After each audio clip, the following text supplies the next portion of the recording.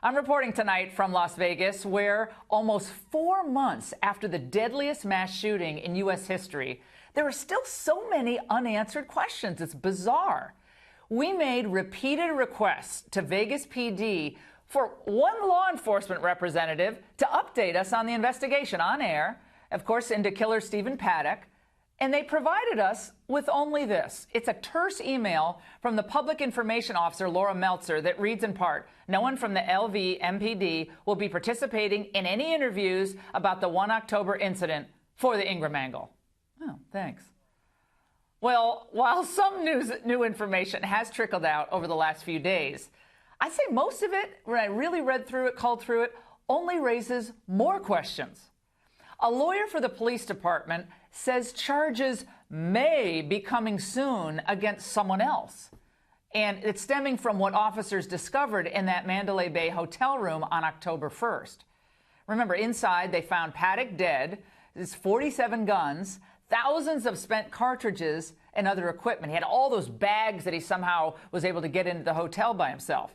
His girlfriend, Mary Lou Danley, you see her there, who claims no foreknowledge of the shooting spree, has admitted now that her fingerprints are probably on some of the ammo because, get this, she helped load the cartridges. I have other information on her, too. You're not going to want to miss that coming up. Federal court documents that were just made public because the press was pressing for them revealed that the FBI, as early as October 6th, that's just 5 days after the shooting, believed that Danley was the most likely person who aided and abetted Stephen Paddock. So where is she now? Why don't we have more information on this woman? And why were they so eager so early on to say Paddock acted alone? After reporters pressed for the contents of search warrants in the aftermath of these killings, the federal government did release 315 pages of material in the last few days. But the Las Vegas Police Department has basically gone radio silent, citing concerns about the ongoing investigation. Well, now a federal judge is mulling the request from the Associated Press and the Las Vegas Review-Journal to force the release of search warrant affidavits and other evidence, such as inventories of what was obtained from their searches. Very important. There are many questions that remain unanswered. The Paddock home was ransacked before authorities could return. That was on October 10th. Again, why wasn't that locked down? And what happened to Jesus Campos, the Mandalay Bay security guard who exchanged fire with Paddock and was injured? We saw him on Ellen once and then never again. And where is all the surveillance video of Paddock gambling at the casino, checking in with all those bags, and of anyone entering or leaving his hotel room? Why wouldn't they release that?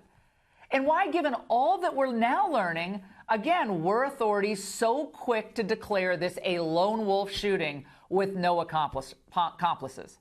Right now, we believe it's a sole actor, a lone wolf type actor. It was a sole shooter. There is no further threat that we're aware of, no immediate threat. I want to emphasize we believe Paddock is solely responsible for this heinous act. Now, authorities should do what's necessary, of course, to protect the integrity of the investigation. That's a no-brainer.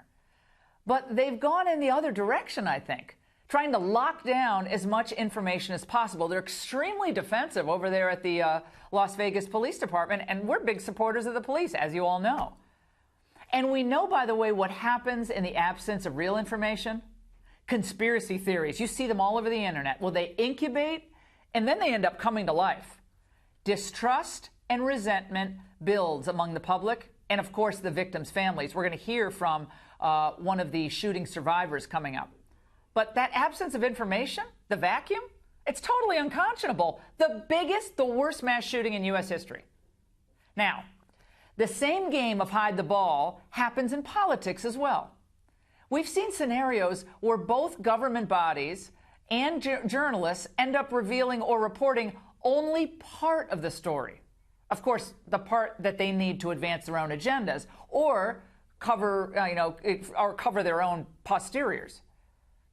The public's interest isn't served in either case, either when the government does it or when journalists do it. Now, look at what the press has been doing just in the past week. Okay, they've been fat-shaming Donald Trump. Can you explain to me how a guy who eats McDonald's and Kentucky Fried Chicken and all those Diet Cokes and who never exercises is in as good a shape as you say he's in? Too much McDonald's, too many burgers. Do you think it was problematic? And he's borderline obese. Can you characterize that as excellent health? Did you take a waist measurement for the president? His weight, I think he said 239, right? I think it's just shy of obesity. And speaking of waists, while they're trying to push the narrative that the president is physically unfit for the office or mentally unfit, they keep insisting that he's a racist. That's the other stunt they're pulling.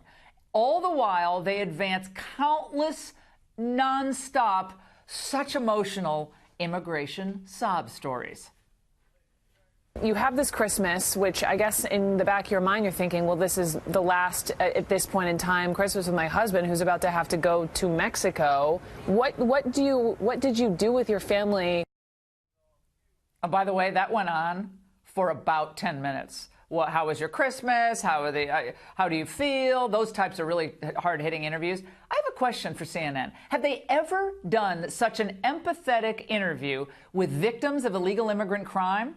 Or maybe an expose of the American workers displaced by cheap immigrant labor? I mean, I don't think I've seen interviews with presidents or heads of state that went on as long as that interview. We just saw a tiny snippet there. And as the band of jackals circle on the president on the most ridiculous matters, such as the ones we just discussed, major stories and developments, both domestic and international, are given short shrift. North Korea, what's happening in the Middle East, China, the trade war. Oh, no, we're not going to talk about that. We're talking about Trump's waist and his BMI. Well, no wonder a recent Pew survey indicates Americans think that they have the most biased media in the world. Only 21% of Trump supporters think the U.S. media is fair. I can't believe it's that high. And only 55% of those opposed to the president think the media is fair. I've seen worse polls than that. By the way, who are the new John Chancellors out there? David Brinklings? Peter Jennings? Remember them? They actually reported on real stories. It wasn't all about them and making their moment in the press. Of course, our own Bret Baier. He's a respected professional who plays it down the middle. But other than Bret, who else is out there? At the same time, our government, both the executive branch and Congress, they hide too much from us as well. To all those senators resisting the Trump agenda on trade and immigration, for instance, what are the big donors demanding? And how has that changed your public position on these major issues? Isn't that something you'd like to know? And who actually writes these bills that are hundreds and even thousands of pages long and that are filled with all sorts of goodies inserted at the last minute? Are these like 24-year-old staffers? Are there other people? I mean, is there a collaboration of people who sit around writing this junk? This is the swamp at its worst. No wonder they don't want us to know what's going on. And as for the White House, I'd say open up as much as you can without hurting the delicate process of governing. The BSH, before S-hole meeting, I like to call it that way, that Trump had with those congressional leaders on immigration, that was excellent. And I hope we see more of that. The American people want facts, and they want answers, not the big brush-off, especially from those entrusted to serve the public good, whether it's the police, the federal government, and public servants and the press. They call themselves public servants, too. At the same time, many people, I guess they probably want to hear less from politicians, certain politicians like Jeff Flake or Cory Booker, whose pitiful preening before the cameras reminds us of why we elected Trump in the first place. And that's the angle.